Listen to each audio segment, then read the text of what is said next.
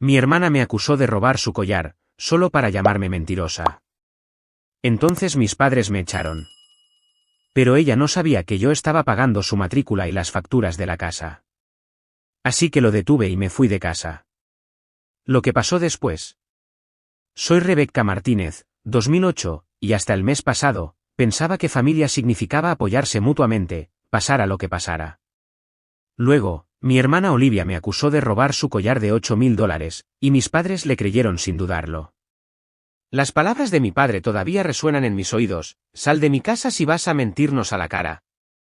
Pocos sabían que yo había estado pagando en silencio su hipoteca, los servicios públicos y, sí, la matrícula universitaria completa de Olivia.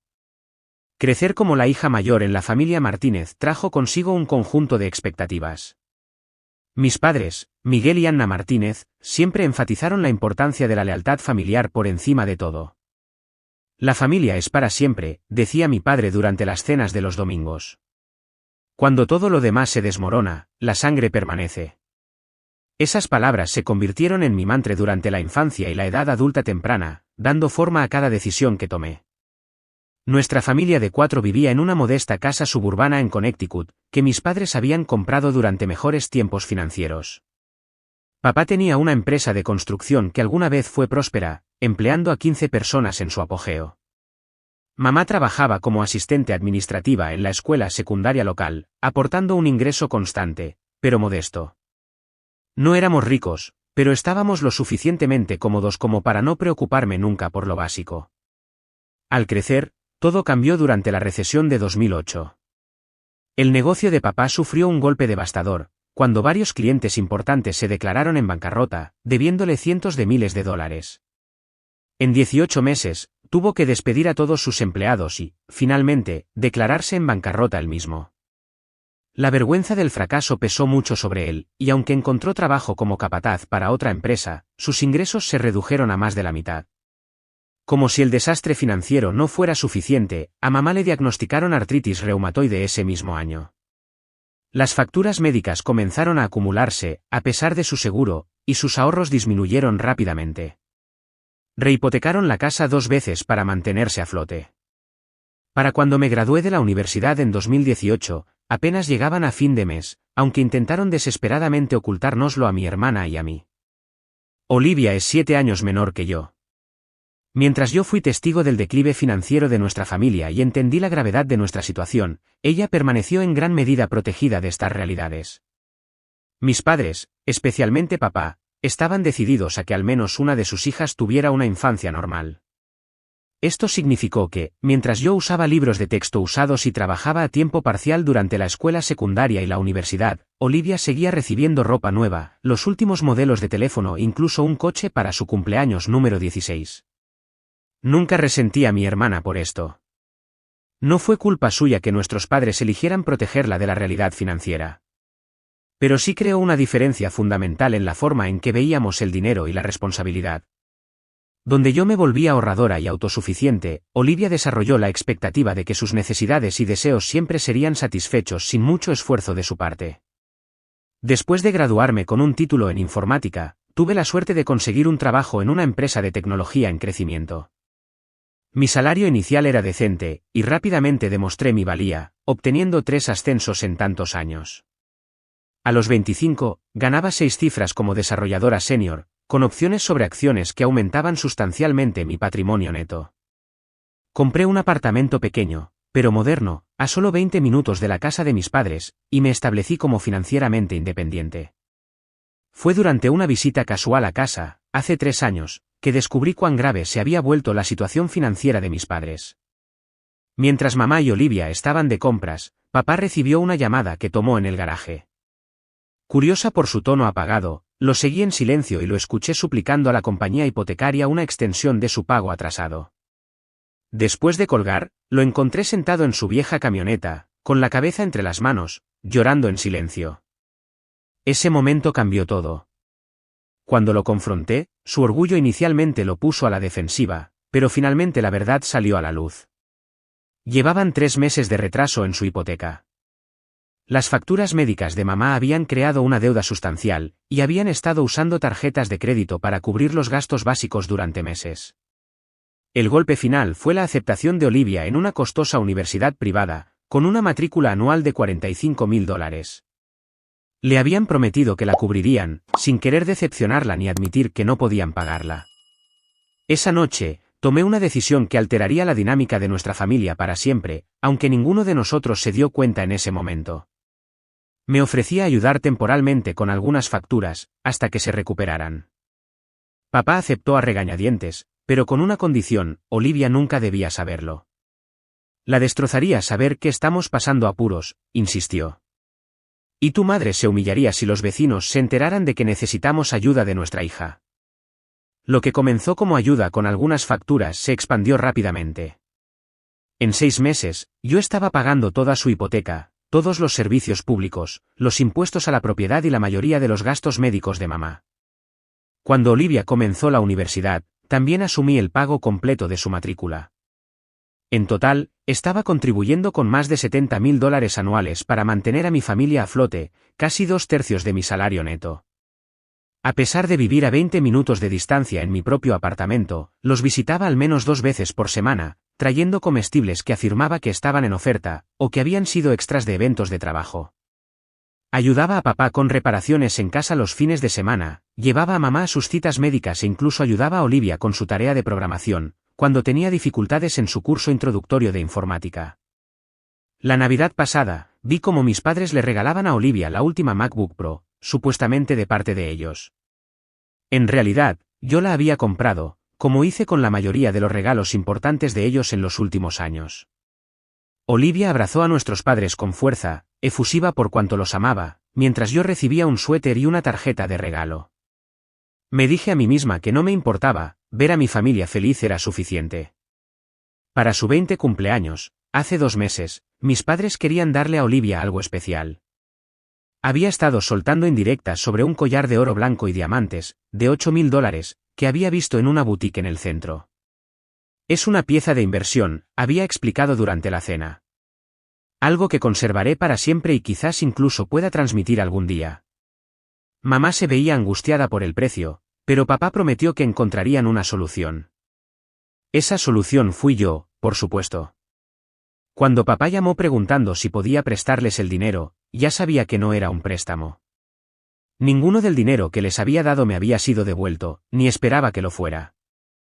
Transferí los fondos ese día, y una semana después, vi a Olivia desenvolver la caja de terciopelo azul, en su cena de cumpleaños, chillando de alegría, mientras papá le abrochaba el collar alrededor del cuello. «Sois los mejores padres del mundo», declaró, admirando su reflejo. «No conozco a nadie más cuyos padres le regalen algo tan increíble». Sonreí y tomé fotos del momento, ignorando el familiar dolor en mi pecho. Una parte de mí esperaba que algún día reconocieran todo lo que había hecho, que mis sacrificios fueran finalmente reconocidos y apreciados. Esa fe en el reconocimiento final de mi familia me mantuvo en pie, incluso mientras el saldo de mi cuenta de ahorros disminuía, mientras las redes sociales de Olivia se llenaban de fotos de viajes de vacaciones de primavera y compras, financiados indirectamente por mí. Nunca imaginé que ese collar se convertiría en el catalizador para destruir la familia que tanto me había sacrificado por preservar. Las cenas de los domingos en casa de mis padres eran una tradición sagrada. No importaba cuán ocupadas estuvieran nuestras semanas, todos nos esforzábamos por estar allí puntuales a las 6. Mamá pasaba la tarde cocinando algo especial, papá abría una botella de vino, y durante unas horas, podíamos pretender que todavía éramos la familia feliz y económicamente estable que habíamos sido una vez. Ese domingo en particular comenzó como cualquier otro. Llegué temprano para ayudar a mamá a preparar sus enchiladas de pollo especiales con salsa verde casera. Papá y Olivia estaban viendo un partido de baloncesto en la sala de estar, animando o quejándose de vez en cuando, según el marcador. Todo se sentía normal hasta la mitad de la cena, cuando Olivia, de repente, dejó el tenedor. ¿Alguien ha visto mi collar?, preguntó, tocándose instintivamente la garganta desnuda. El de diamantes de mi cumpleaños. Iba a usarlo esta noche, pero no lo encontré en mi joyero. «¿Revisaste tu cómoda?», sugirió mamá. «A veces dejas cosas allí cuando tienes prisa». Olivia negó con la cabeza. «Siempre lo guardo en la caja de terciopelo azul. Es demasiado valioso para dejarlo fuera». «¿Cuándo fue la última vez que lo usaste?», pregunté, genuinamente preocupada. Sabía cuánto significaba ese collar para ella, independientemente de quien lo hubiera pagado realmente. El fin de semana pasado, en la fiesta de Melissa, respondió. Definitivamente lo volví a poner en su caja cuando llegué a casa. Papá frunció el ceño. ¿Estás segura? Estabas bastante ebria cuando regresaste de esa fiesta. No estaba tan borracha, protestó Olivia. Y recuerdo específicamente haberlo guardado, porque estaba preocupada por perderlo. La cena fue abandonada temporalmente, mientras todos ayudábamos a buscar el collar desaparecido. Seguí a Olivia a su habitación, ayudándola a revisar cada cajón y superficie. Buscamos debajo de la cama, en los bolsillos de la ropa e incluso en el baño, donde podría habérselo quitado, mientras se preparaba. Cuanto más buscábamos sin encontrarlo, más agitada se ponía Olivia. No lo entiendo, murmuró, cada vez más frustrada. Debería estar aquí. A medida que la búsqueda se extendió al resto de la casa, noté un sutil cambio en la atmósfera.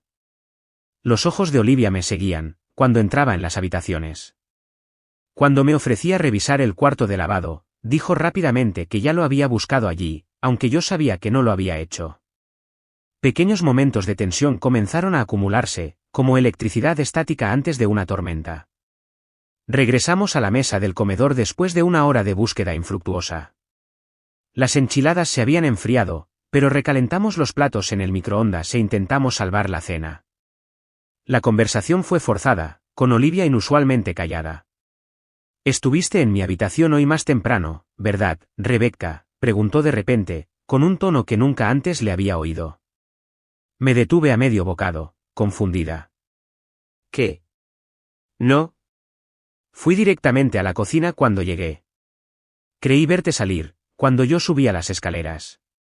Subí a usar el baño una vez, pero no entré en tu habitación, expliqué, cada vez más incómoda con su tono. Mamá se removió en su asiento. Papá miró entre nosotras, su expresión ilegible. Eso es extraño, continuó Olivia, porque mi puerta estaba abierta, cuando volví a subir, y siempre la cierro. Quizás mamá entró a guardar la ropa, sugerí. Mamá negó con la cabeza. No, no hice la colada hoy. La implicación flotaba en el aire como un mal olor. Nadie me estaba acusando abiertamente de nada, pero la sugerencia era lo suficientemente clara. Olivia, dije con cuidado, si estás insinuando lo que creo que estás insinuando, te equivocas. No tenía absolutamente ninguna razón para entrar en tu habitación, y definitivamente no tomé tu collar.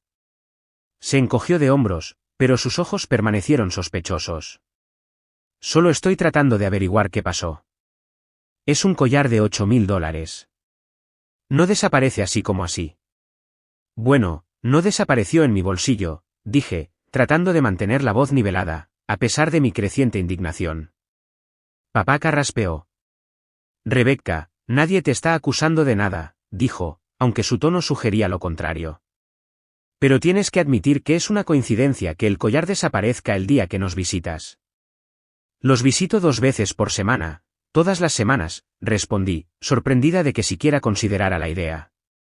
¿En serio estás sugiriendo que robaría a mi propia hermana? Por supuesto que no, intervino mamá débilmente, aunque no me miró a los ojos. Estamos todos preocupados. El resto de la cena transcurrió en un incómodo silencio. Me ofrecí de nuevo a ayudar a buscar, pero Olivia se negó, diciendo que quizás aparecería por sí solo. La implicación era clara, una vez que me fuera, tal vez el collar reaparecería misteriosamente. Conduje a casa esa noche con un nudo en el estómago. Por primera vez, me sentí como una extraña en mi propia familia. Las personas por las que tanto me había sacrificado acababan de considerarme casualmente capaz de robar. Me dolió más de lo que quería admitir. Alrededor de la medianoche, mi teléfono vibró con un mensaje de texto de Olivia, para que lo sepas, he buscado por todas partes. Definitivamente no está en la casa. Me quedé mirando el mensaje, sin saber cómo responder. Antes de que pudiera decidirme, llegó otro mensaje, si lo tomaste como una especie de broma, ya no tiene gracia. Simplemente devuélvelo y lo olvidamos. Escribí y borré varias respuestas, antes de finalmente enviar, no tomé tu collar, Olivia. Nunca te haría eso. Espero que lo encuentres pronto. Su respuesta fue casi instantánea, como sea. Solo quiero que sepas que mamá y papá están muy molestos. El sueño me eludió esa noche, a medida que llegaban más mensajes, cada uno más acusatorio que el anterior. Por la mañana, parecía que mi hermana se había convencido por completo de que yo era una ladrona, y basándome en sus mensajes, mis padres no estaban muy lejos de esa creencia. Lo que había comenzado como un simple objeto desaparecido, de alguna manera, se había convertido en un referéndum sobre mi carácter, al parecer, estaba fallando. A la mañana siguiente, me desperté con varias llamadas perdidas de ambos padres. En lugar de devolverlas de inmediato, decidí ir y abordar la situación en persona. Si había un malentendido, seguramente podríamos aclararlo cara a cara. Todavía creía en la capacidad de nuestra familia para comunicarse racionalmente, a pesar de la inquietud de la noche anterior. Cuando llegué a casa de mis padres, alrededor de las 10, la atmósfera era notablemente tensa. Mamá lavaba platos con un vigor inusual, apenas reconociendo mi saludo. Papá estaba sentado a la mesa de la cocina, con el rostro sombrío y el periódico intacto, junto a su café. ¿Dónde está Olivia?, pregunté, tratando de sonar casual. Arriba, respondió papá secamente. Ha estado dando vueltas a su habitación toda la mañana, buscando ese collar. Respiré hondo. Mira, entiendo que todos están molestos, pero necesito dejar muy claro que no tuve nada que ver con su desaparición. Antes de que papá pudiera responder, Olivia apareció en la puerta, con una expresión que mezclaba ira y algo que parecía casi triunfo. Entonces, ¿cómo explicas esto?, demandó, sosteniendo su joyero vacío de terciopelo azul. Lo encontré en tu antigua habitación, metido debajo de la estantería. La miré, genuinamente confundida. Eso es imposible. No he estado en esa habitación en semanas.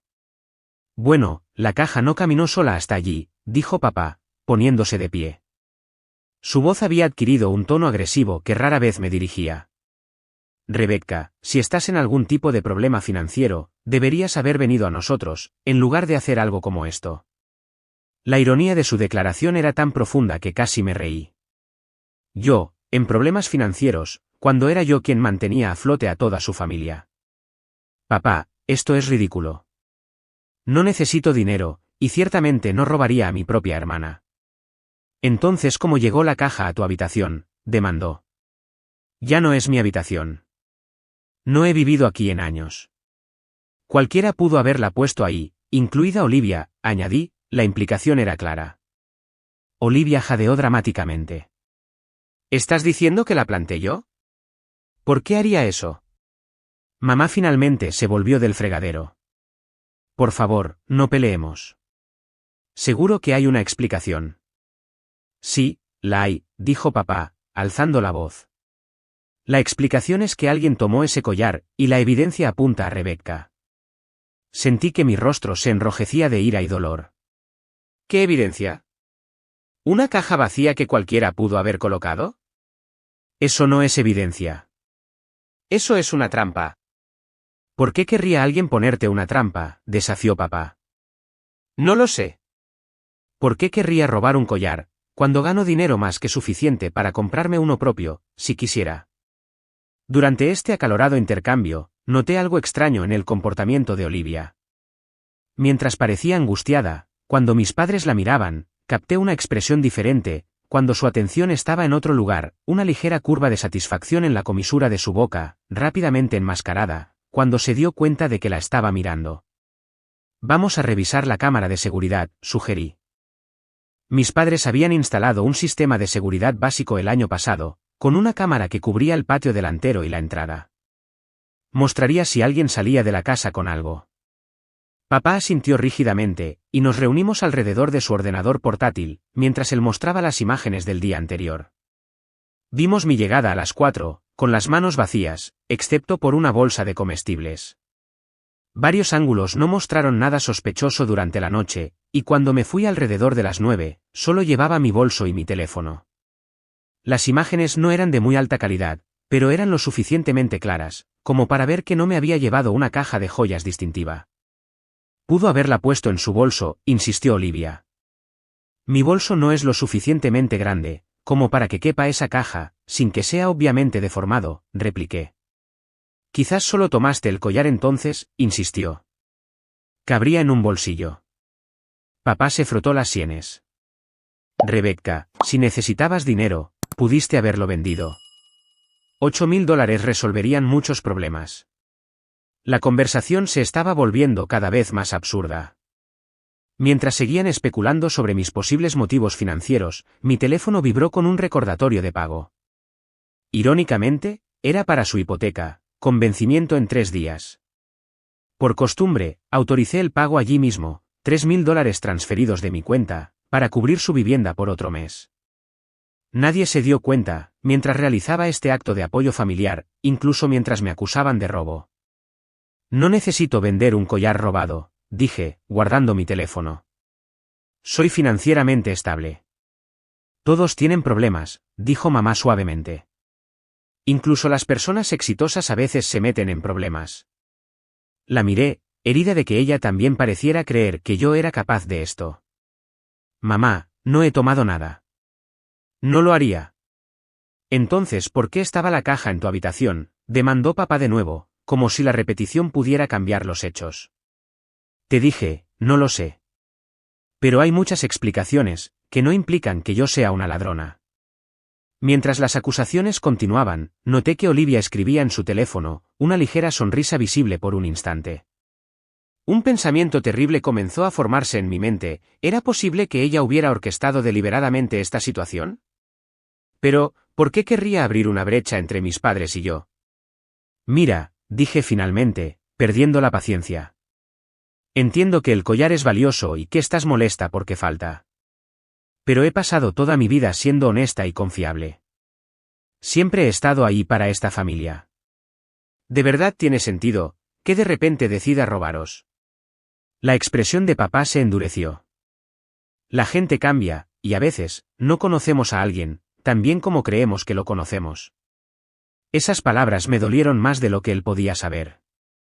Después de todo lo que había sacrificado, después de todo el apoyo que había brindado, sin reconocimiento ni agradecimiento, mi carácter estaba siendo cuestionado, basándose en nada más que pruebas circunstanciales y las acusaciones de mi hermana. Creo que deberías irte, hasta que resolvamos esto, dijo papá finalmente. Tu madre está molesta, y tu presencia solo está empeorando todo. Busqué el apoyo de mamá, pero ella desvió la mirada, aceptando silenciosamente la decisión de papá. Olivia estaba de pie al fondo, y por una fracción de segundo, volví a captar esa expresión, no tristeza ni confusión, sino satisfacción. Mientras recogía mis cosas para irme, sentí una profunda sensación de injusticia. Ya no se trataba solo de un collar desaparecido. Se trataba de confianza, respeto y la dolorosa comprensión de que, a pesar de todo lo que había hecho, mi familia elegiría creer lo peor de mí, basándose en pruebas endebles. Caminando hacia mi coche, noté a Olivia mirando desde la ventana de su habitación. Nuestros ojos se encontraron brevemente, y en ese momento, supe con absoluta certeza, esto no era un malentendido. Algo más calculado estaba en juego, aunque aún no podía entender por qué mi propia hermana querría destruir mi relación con nuestros padres. Pasaron 3 días, con una comunicación mínima de mi familia. Mamá envió algunos mensajes de texto evasivos preguntando cómo estaba, evitando cuidadosamente mencionar el collar. Papá permaneció en silencio. Olivia, mientras tanto, aparentemente se había dedicado a compartir su versión de los hechos, con miembros de la familia extensa. Esto se hizo dolorosamente evidente, cuando recibí una llamada de mi tía Patricia, la hermana de papá, preguntando si podía ir a la casa, para una discusión familiar esa noche. Su tono era amable, pero firme, sugiriendo que la asistencia no era opcional, si quería seguir formando parte de la familia. Todos queremos resolver esta situación, explicó. Tus padres están muy molestos. Yo también estoy molesta, respondí. Me han acusado de algo que no hice, y nadie me cree. Por eso necesitamos hablar, insistió. Por favor, ven, Rebecca. Estuve de acuerdo, no porque esperara una audiencia justa, sino porque no podía soportar la idea de estar alejada de mi familia. A pesar de todo, todavía los amaba y deseaba desesperadamente limpiar mi nombre. Cuando llegué esa noche, la escena que me recibió se parecía más a una intervención que a una discusión familiar. Papá y mamá estaban sentados en el sofá de la sala de estar. Tía Patricia y tío Robert ocupaban los sillones. Olivia estaba sentada en el banco del piano, con los ojos rojos, como si hubiera estado llorando. Mi primo Michael, a quien nunca le había caído bien, estaba de pie junto a la chimenea, con los brazos cruzados. Rebecca, comenzó papá, tan pronto como me senté. Te hemos pedido que vengas, porque esta situación se ha prolongado demasiado. El collar sigue desaparecido, y toda la evidencia apunta a que tú lo tomaste. ¿Qué evidencia?, demandé. Una caja vacía que cualquiera pudo haber plantado. Olivia habló, con la voz temblando teatralmente. He estado investigando un poco, y la casa de empeño del centro no requiere identificación para artículos de menos de $10.000. Pagan en efectivo al instante. La implicación era clara, y sentí que mi cara se enrojecía de ira. Así que ahora no solo he robado tu collar, sino que también lo he empeñado. Esto es absurdo. Lo es, desafió papá. Has estado actuando de forma extraña últimamente. Distraída, mirando el teléfono todo el tiempo, poniendo excusas para irte temprano. Casi me reí de la amarga ironía. Lo de mirar el teléfono era para gestionar sus facturas. Las salidas tempranas eran para llegar a mi segundo trabajo, que había aceptado hace 6 meses, para ayudar a cubrir el programa de estudios en el extranjero de Olivia, para el próximo semestre. Eso no prueba nada, dije. Tía Patricia se inclinó hacia adelante. Rebecca, cariño, si estás en problemas, queremos ayudarte. Pero primero, debes ser honesta. Estoy siendo honesta. No tomé el collar. Tío Robert negó con la cabeza tristemente.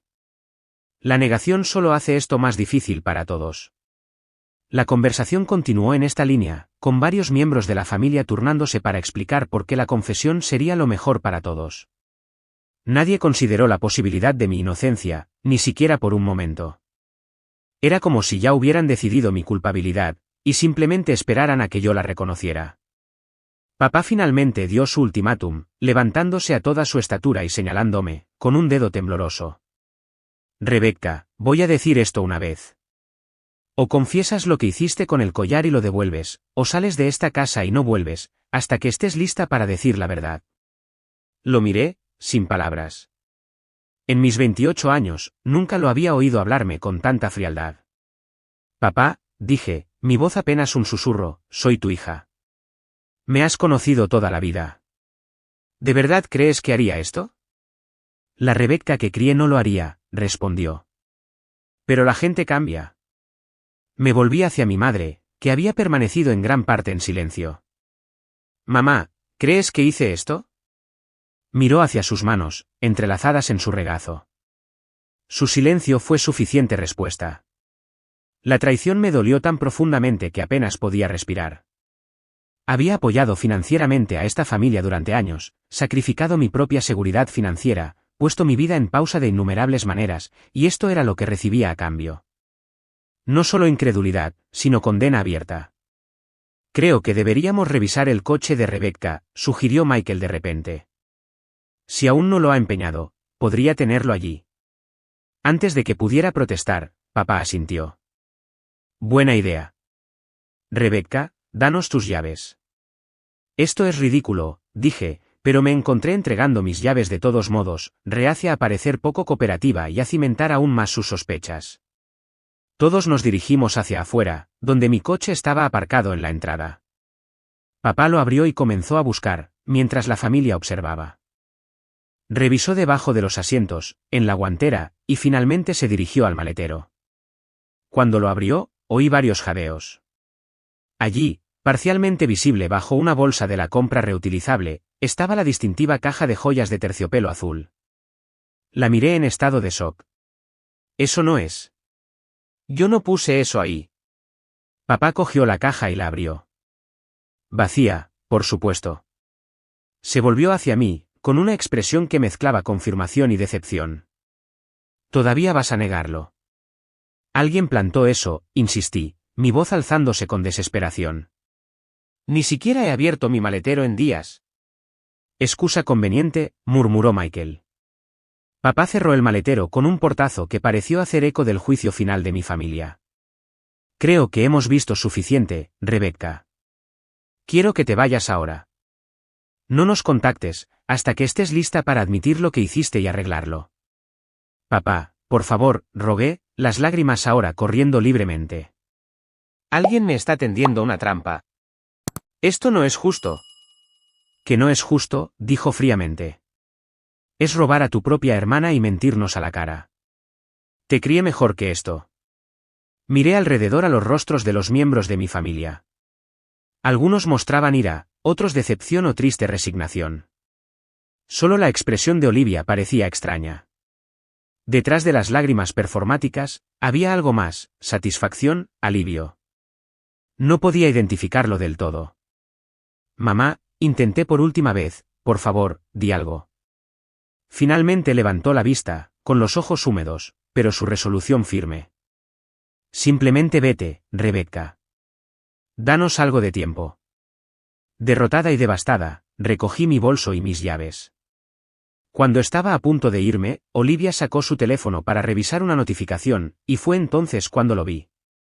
En el reflejo oscuro de la pantalla de su teléfono, por un instante, antes de que lo inclinara, el inconfundible brillo de su collar de diamantes, parcialmente visible debajo del cuello de su suéter.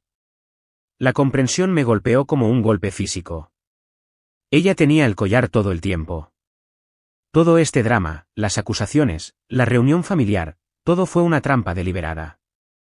Mi propia hermana había orquestado mi exilio de la familia.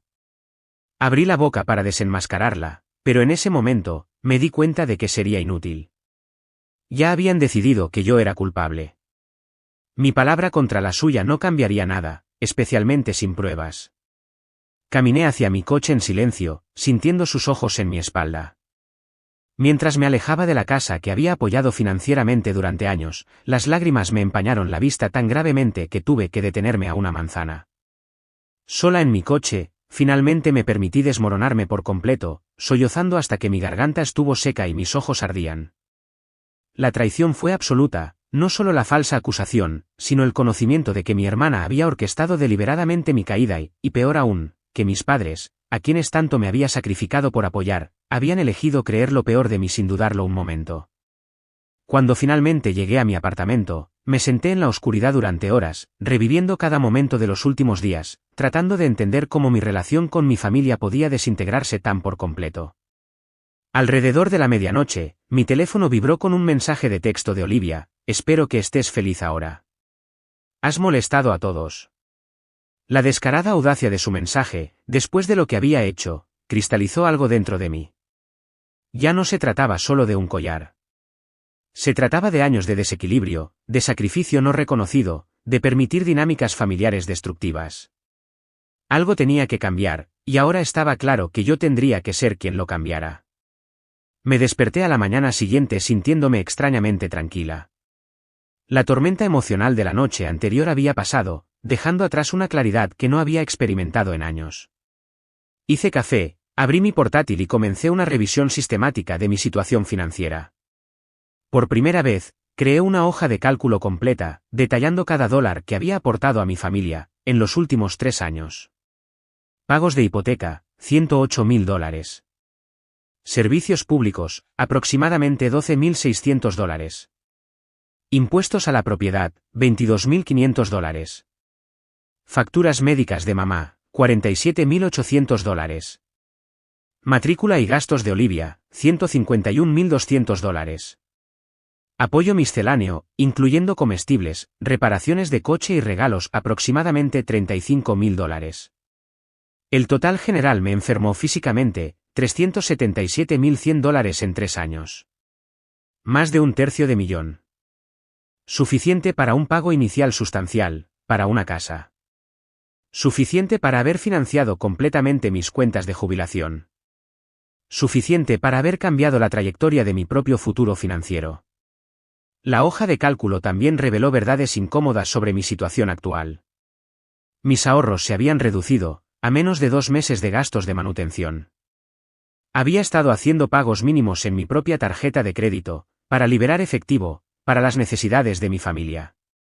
Mis contribuciones al 401k se habían reducido, para capturar solo la igualación de la empresa, mucho menos de lo que recomendaban los asesores financieros para alguien de mi edad. En resumen, había estado sacrificando mi propia salud financiera y seguridad futura, por una familia que acababa de acusarme de robo y me había echado de sus vidas. Alrededor del mediodía, llamé a Janet Pérez, una asesora financiera a la que había consultado brevemente, cuando comencé a ganar dinero sustancial. Aceptó verme esa tarde, y llevé mi hoja de cálculo y la documentación de respaldo a su oficina. Rebecca, dijo, después de revisar los números, su expresión una mezcla de preocupación e incredulidad. Este nivel de apoyo financiero es insostenible. Es admirable que quisieras ayudar a tu familia, pero has puesto tu propia seguridad financiera en serio riesgo. Lo sé ahora, admití. Pero necesito entender mis opciones para el futuro. ¿Estoy legalmente obligada a continuar con alguno de estos pagos? Ella negó con la cabeza firmemente. Absolutamente no, a menos que hayas firmado contratos que te comprometan específicamente a estos pagos, lo cual supongo que no has hecho. No tienes ninguna obligación legal de continuar con el apoyo financiero. Estos fueron regalos, no compromisos legalmente vinculantes. ¿Incluso los pagos de matrícula? No hay forma de que puedan obligarme a continuar con ellos. La universidad tiene un contrato con el estudiante, o con quien firmó el acuerdo de matrícula, no contigo como pagador de terceros. Si has estado haciendo pagos directamente a la escuela, sin firmar ningún documento, puedes detenerte en cualquier momento. Sentí que se me quitaba un peso de los hombros. ¿Y la hipoteca? Mi nombre no está en ella, pero la he estado pagando durante años. Se aplica el mismo principio. El acuerdo hipotecario es entre tus padres y el banco. Tus pagos voluntarios no crean una obligación legal de continuar. Para estar absolutamente segura, también programé una consulta con un abogado, más tarde esa tarde. El abogado William Chen confirmó todo lo que Janet me había dicho. No tenía ninguna obligación legal de continuar con el apoyo financiero a mi familia. Cualquier obligación moral, me señaló amablemente, debía sopesarse, frente a su trato hacia mí y mis propias necesidades.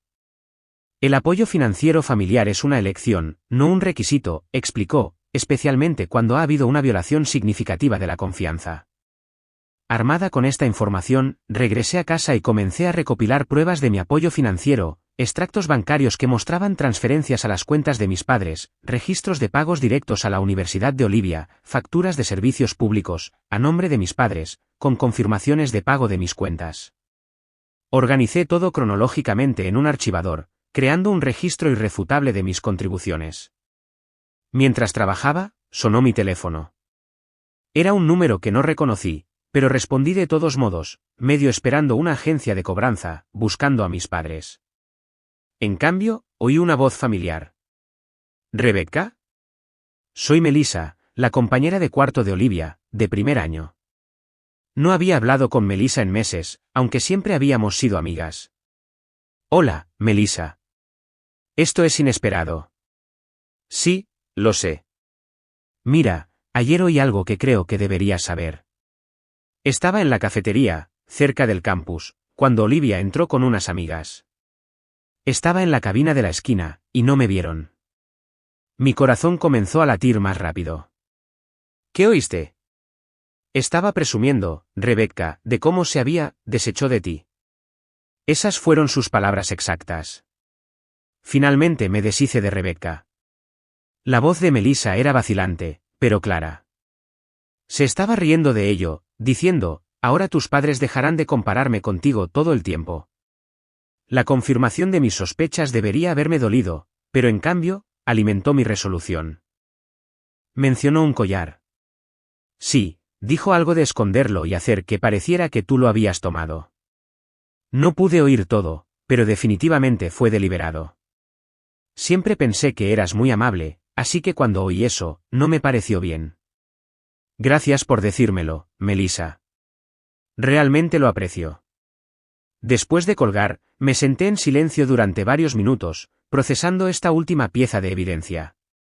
La traición de mi hermana había sido completamente intencional, una jugada calculada para sacarme del cuadro familiar. Y mis padres habían estado demasiado dispuestos a creer lo peor de mí, a pesar de años de evidencia en contrario. Con una determinación recién descubierta, comencé a cancelar sistemáticamente todos los pagos automáticos relacionados con mi familia. ¿El pago de la hipoteca programado para la próxima semana? Cancelado. ¿Los pagos automáticos de servicios públicos? Desactivados. ¿La cuota de matrícula de Olivia para el próximo semestre? Retirada. Por cada cancelación, documenté el proceso y guardé los números de confirmación. No se trataba solo de cortar lazos financieros, se trataba de recuperar el control de mis propios recursos y futuro. A continuación, redacté una carta formal a mi familia. Era objetiva y sin emociones, detallando el apoyo financiero exacto que les había brindado a lo largo de los años, e informándoles de que, con efecto inmediato, todo ese apoyo se daba por terminado. Incluí copias de documentos clave, que probaban mis contribuciones, lo suficiente como para que la magnitud de mi apoyo fuera innegable, sin abrumarlos con el archivador completo de evidencia. Mientras me preparaba para enviar la carta, dudé brevemente. ¿Estaba siendo demasiado dura? ¿Esto causaría dificultades genuinas, especialmente para mi madre, con sus necesidades médicas? Pensé en alternativas. Podría seguir pagando solo las facturas médicas de mamá, quizás, o darles más tiempo para ajustar sus finanzas. Pero luego recordé sus caras, cuando me acusaron de robo, la complicidad silenciosa de mi madre, el frío desprecio de mi padre y la sonrisa satisfecha de Olivia, mientras orquestaba mi exilio familiar, llevando puesto el mismo collar, por el que me había acusado de robar. No, decidí. Este corte limpio era necesario, no solo para mi bienestar financiero, sino también para mi salud emocional. Habían tomado su decisión, eligiendo creer las mentiras de Olivia, sobre mi confianza de toda la vida. Ahora, tendrían que vivir con las consecuencias de esa elección. Sellé el sobre que contenía la carta y los documentos de respaldo, lo dirigí y lo coloqué junto a mi puerta, para enviarlo por correo a la mañana siguiente. Luego bloqueé el número de Olivia en mi teléfono, aunque dejé abiertas las líneas de mis padres. Si querían disculparse, los escucharía, pero no me sometería a más acusaciones ni manipulaciones. Esa noche, dormí mejor que en años, el peso del sacrificio no reconocido, finalmente se había levantado de mis hombros. Mi familia me había fallado de la manera más fundamental, pero yo ya no me fallaría a mí misma. 3 días después de enviar mi carta, llegó la primera llamada. Mi padre. Su voz una mezcla de ira y pánico. ¿Qué demonios es esto, Rebecca? ¿Algún tipo de broma? No es una broma, papá, respondí con calma. Todo lo que hay en esa carta es cierto. He estado apoyando financieramente a esta familia, durante años, y así es como me habéis tratado a cambio. Así que esto es venganza, porque te llamamos la atención por el collar, casi gritó. Esto no es venganza, es una consecuencia. Elegisteis creer que yo era una ladrona, a pesar de todo lo que sabéis de mí. Me echasteis de casa y de la familia. ¿Por qué iba a seguir pagando vuestras facturas después de eso? Contábamos con ese dinero, gritó. Sí, ¿contabais? Sin reconocerlo nunca. Sin agradecerme nunca. Sin siquiera decirle a Olivia, que su preciosa educación universitaria, la estaba pagando la hermana, a la que tendió una trampa, para que pareciera una criminal. Hubo una larga pausa antes de que volviera a hablar. ¿Qué quieres decir con, tendió una trampa? Olivia tuvo el collar todo el tiempo, papá. Lo vi reflejado en la pantalla de su teléfono, la noche que todos me confrontasteis. Lo escondió deliberadamente, y plantó la caja vacía, para que pareciera que yo era culpable. Y ninguno de vosotros, ni uno solo, consideró esa posibilidad. Otra pausa, más larga esta vez.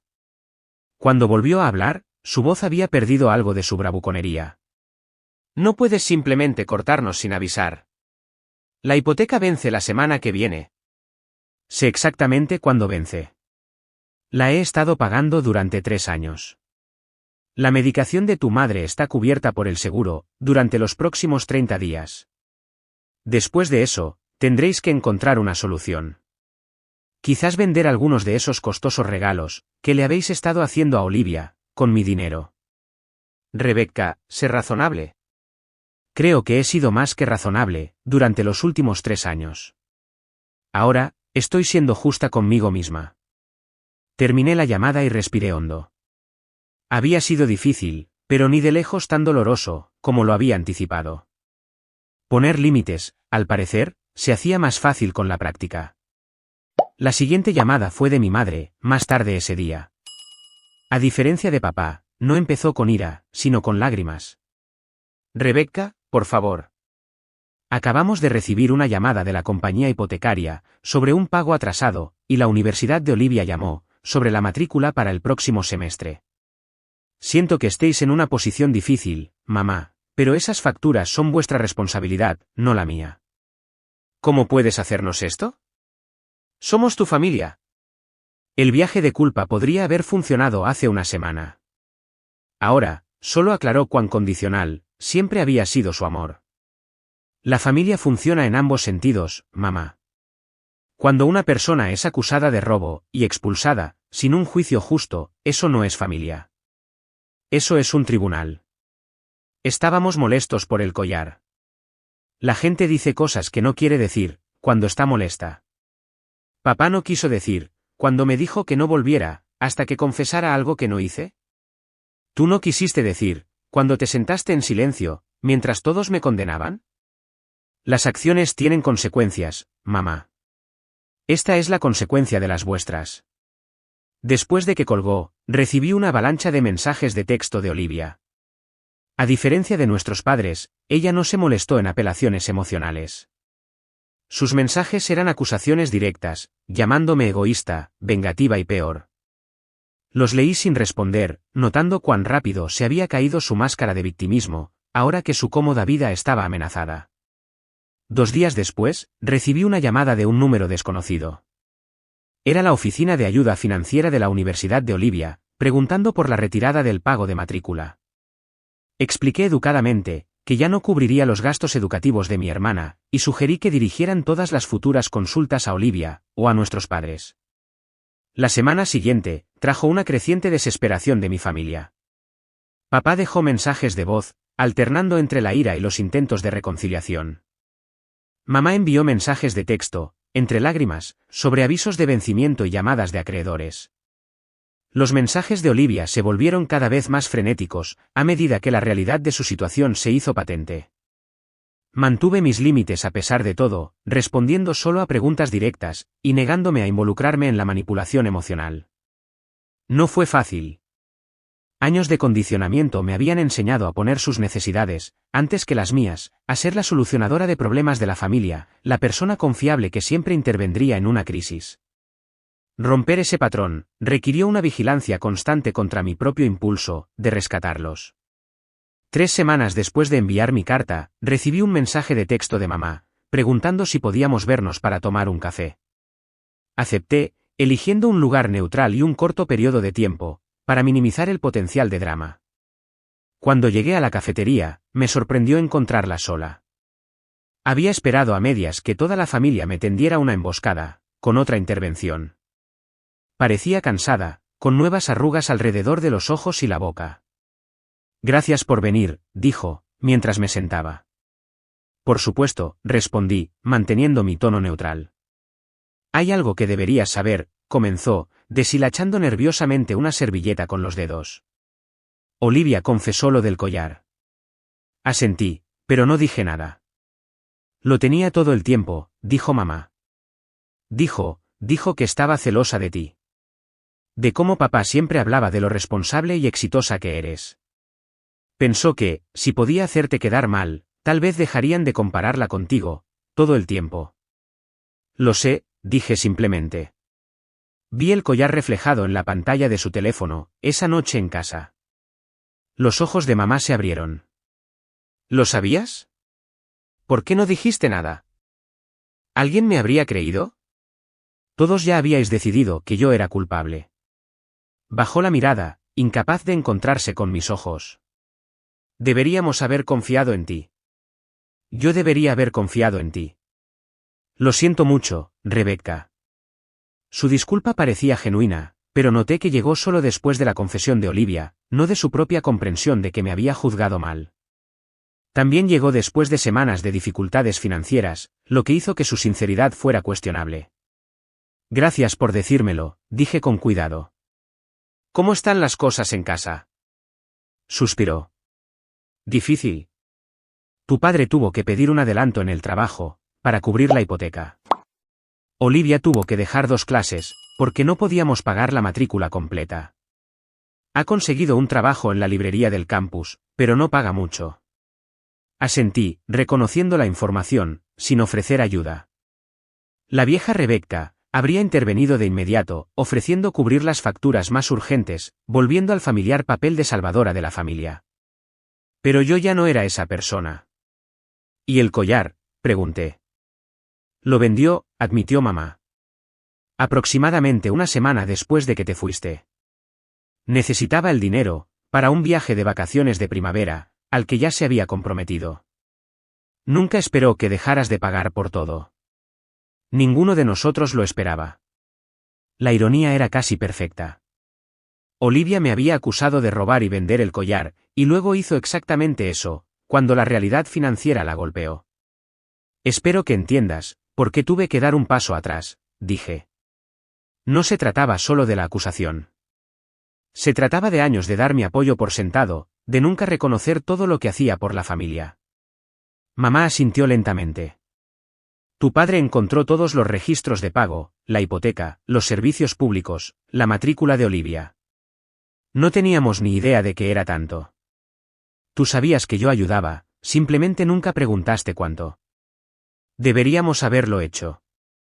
Lo siento de verdad, Rebecca. No solo por la situación del collar, sino por todo. Por aprovecharme de tu generosidad, durante tanto tiempo. Hablamos durante otra hora, con más honestidad de la que habíamos tenido en años. Explicó que el orgullo de papá le había impedido reconocer la magnitud de su dependencia financiera. Compartí lo herida que había estado por su disposición a creer lo peor de mí. Cuando nos separamos, algo había cambiado entre nosotras, no perdón exactamente, sino un paso hacia la comprensión. Esa noche, papá llamó. Su disculpa fue menos elocuente que la de mamá, pero parecía genuina, en su torpeza. Luchó por encontrar palabras para su arrepentimiento, finalmente conformándose con un brusco, me equivoqué contigo, y lo siento por eso. Más de lo que puedo decir. Olivia fue la última en ponerse en contacto, enviando una carta en lugar de llamar. Admitió haber orquestado todo el escenario, por celos y resentimiento que se habían acumulado durante años.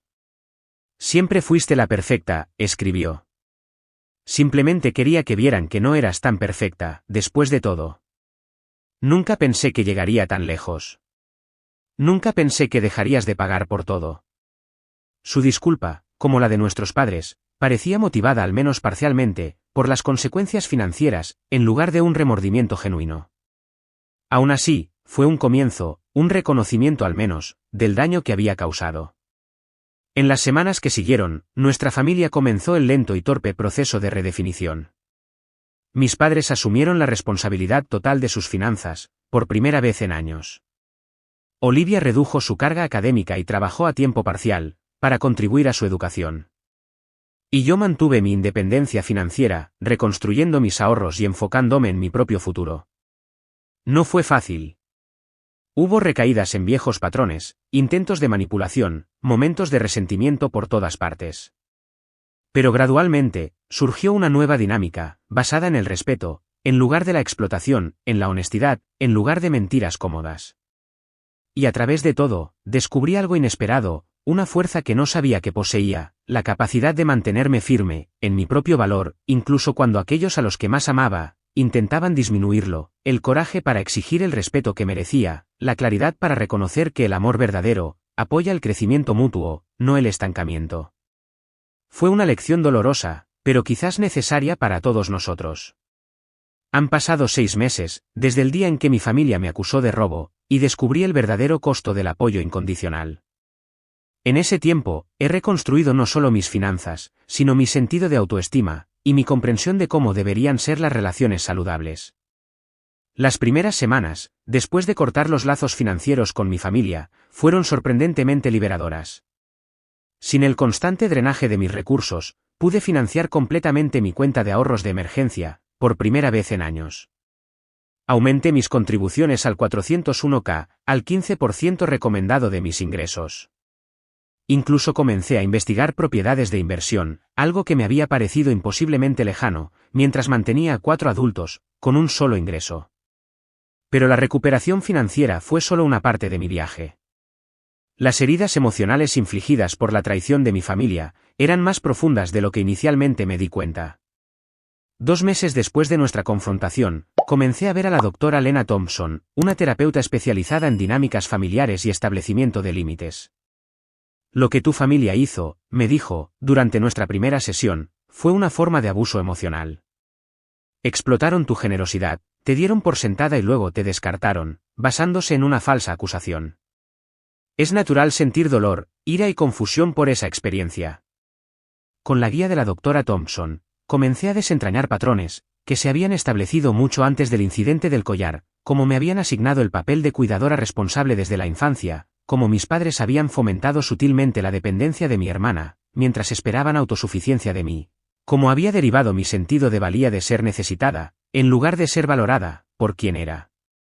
Las personas que constantemente ponen las necesidades de los demás, antes que las suyas, a menudo luchan con sentimientos de culpa, cuando comienzan a establecer límites, explicó.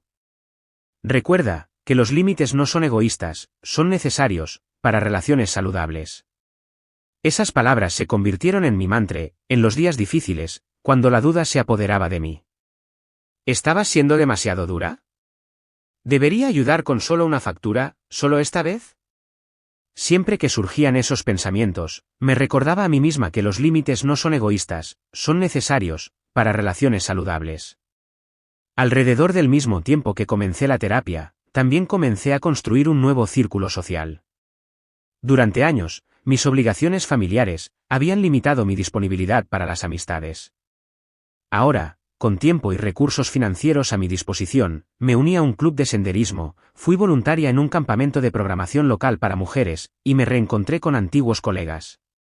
A través de estas conexiones, descubrí cómo se sentía la apreciación genuina. Cuando ayudé a una estudiante del campamento a depurar un proyecto desafiante, su sincero agradecimiento significó más que años de apoyo familiar no reconocido. Cuando organicé un viaje de fin de semana con mi grupo de senderismo, su entusiasta participación validó mis esfuerzos, de una manera que mi familia nunca lo había hecho. Mi carrera también floreció. Sin la constante presión financiera, asumí proyectos desafiantes, que quizás antes habría evitado, debido a las limitaciones de tiempo, obteniendo un ascenso y un aumento sustancial, 4 meses después de la confrontación familiar. Por primera vez, ese ingreso adicional se destinó a mi propio futuro, en lugar de apoyar a otros, que me daban por sentada. En cuanto a mi familia, nuestra relación evolucionó gradualmente, y no sin contratiempos. Mis padres lucharon para adaptarse a la independencia financiera, después de años de depender de mi apoyo. Papá asumió trabajo adicional los fines de semana. Mamá encontró un trabajo a tiempo parcial, que podía manejar, a pesar de sus limitaciones de salud. Se mudaron de la casa familiar a un apartamento más pequeño y asequible, 3 meses después de nuestra confrontación. Olivia me envió una carta extensa, que se sintió diferente a su disculpa inicial. Mientras que su primera nota se había centrado principalmente en justificaciones y excusas, esta demostró una genuina autorreflexión. He estado pensando mucho en por qué hice lo que hice, escribió. No era solo celos, de cómo me trataban papá y mamá. Era saber, en el fondo, que no me merecía la vida que tenía, que no me la había ganado, de la manera que tú te ganaste todo en tu vida. Era más fácil derribarte, que construirme a mí misma. Estoy tratando de hacer el trabajo duro ahora. Tengo un segundo trabajo este semestre. En realidad voy a todas mis clases, por primera vez. Estoy pagando las cosas con dinero que gané yo misma, y se siente diferente, mejor de alguna manera. No espero el perdón, pero quería que supieras que estoy tratando de cambiar. Su carta me conmovió más profundamente de lo que esperaba, no lo suficiente como para reanudar el apoyo financiero, pero sí lo suficiente como para considerar reconstruir alguna forma de relación. Comenzamos con mensajes de texto ocasionales, luego con un café, cada pocas semanas. Nuestras conversaciones fueron cautelosas al principio, evitando cualquier mención de dinero o del incidente del collar. Con el tiempo, desarrollamos una nueva dinámica tentativa, no la estrecha hermandad que una vez imaginé, sino algo más honesto de lo que teníamos antes. 4 meses después de la confrontación, acepté ayudar a mis padres con un gasto específico y limitado, la medicación especializada de mamá, que no estaba completamente cubierta por el seguro. Dejé claro que esto era una elección, no una obligación, y establecí límites firmes, en torno a mi contribución. El dinero iría directamente a la farmacia, no a ellos. El acuerdo se reevaluaría cada 3 meses y, lo más importante, este apoyo estaba condicionado a un trato respetuoso continuo. Estoy dispuesta a ayudar con esta necesidad específica, les dije, pero si alguna vez hay otro incidente, donde se cuestione mi carácter sin motivo, o donde se dé por sentada mi generosidad, el apoyo termina de inmediato y permanentemente. Aceptaron estos términos sin discusión, una señal de que quizás ellos también habían aprendido de la experiencia. Papá, en particular, parecía transformado por la experiencia. Su orgullo había sufrido un golpe significativo, cuando tuvo que admitir su dependencia financiera de su hija, pero una vez superado ese obstáculo inicial, demostró una humildad genuina. Siempre pensé que mantener a mi familia me hacía un hombre, confesó, durante una rara conversación a corazón abierto. Cuando ya no pude hacerlo, me sentí como un fracaso. Dejé que tú tomaras el control, porque era más fácil que admitir que había fallado. Eso no fue justo para ti, y lo siento. 5 meses después de la confrontación, intentamos nuestra primera cena familiar, desde la acusación. A veces fue incómoda, con las conversaciones estancándose, cada vez que nos acercábamos a temas delicados. Pero también hubo una nueva autenticidad en nuestras interacciones. Sin el acuerdo financiero tácito, subyacente a todo, nos vimos obligados a relacionarnos, simplemente como personas, no como proveedor y dependiente. Olivia, ahora trabajando en 2 trabajos a tiempo parcial, mientras cursaba una carga académica reducida, hablaba de sus clases con un entusiasmo renovado. Se siente diferente, cuando lo pagas tú misma, admitió. En realidad voy a todas mis clases ahora. Curioso cómo funciona eso. Mamá compartió noticias sobre su nuevo trabajo a tiempo parcial, en una floristería local, donde organizaba entregas y ayudaba con ramos sencillos. No es mucho dinero, dijo, pero ¿se siente bien contribuir con algo? Papá habló de los cursos que estaba tomando en la universidad comunitaria para actualizar sus habilidades de gestión de la construcción. Nunca se es demasiado viejo para aprender nuevos trucos, dijo, con una sonrisa autocrítica. Debería haber hecho esto hace años, en lugar de solo quejarme de cómo cambió la industria. Mientras los escuchaba describir sus nuevas vidas, sentí una compleja mezcla de emociones, orgullo por su resiliencia, tristeza por los años perdidos, en patrones poco saludables, esperanza por lo que nuestra relación podría llegar a ser, y debajo de todo, una tranquila confianza en mi propio valor, que antes no tenía. El camino no ha sido fácil, para ninguno de nosotros.